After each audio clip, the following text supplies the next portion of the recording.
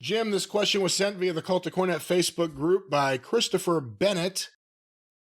In the late 80s, early 90s, there was always a little old lady with a monkey puppet in the front row of shows at the Asheville Civic Center. She'd use it to talk to the heels. They'd jaw back. It was always a big hit with the other fans. Does Jim remember this lady?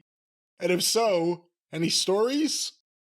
So, Jim, at ringside, did you ever confront a little old lady with a monkey puppet? Well, yes, actually, that was a thing, and we never spent any time when in the Carolina territory when we were living in Charlotte. Asheville is only 140 miles away from Charlotte. It was usually a Sunday afternoon show. Every once in a while, it was a TV taping. We never stayed over in that town.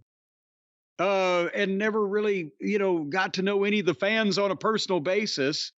So I don't know what the story was, but it wasn't uncommon for there to be in any town, in any territory, for there to be the local character. And I don't, in the old way of saying it, boy, what a character he is.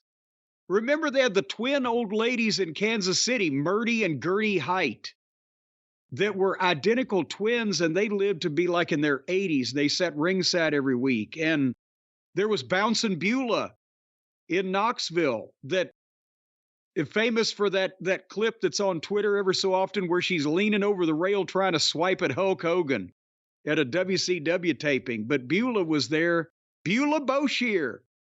She was there in Knoxville for years and years and loved the baby faces and used to have the Armstrong family over for dinner.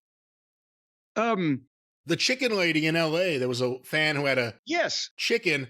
And then later I read something Mike Lano wrote that allegedly she gave Dino Bravo VD. That's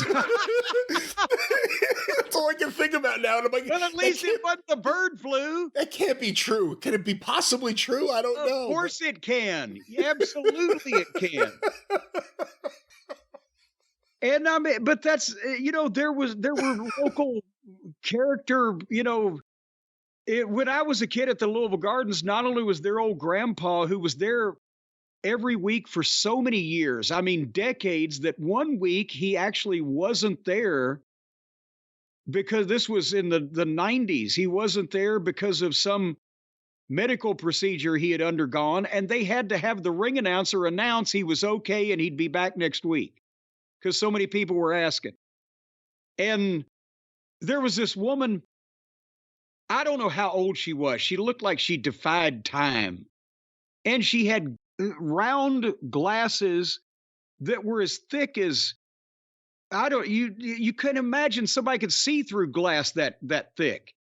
And old straggly hair, and we called her fish meat face because she was so pale and had so many wrinkles, it looked like her face was just put together out of fish meat.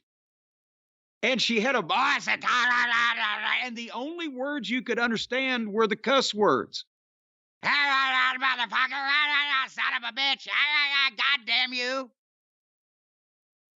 And, they were there every week in the same place in all these buildings, week after week, year after year. And it was my mom, when she started taking me to the matches, she didn't really particularly care for wrestling, but she loved to watch the people.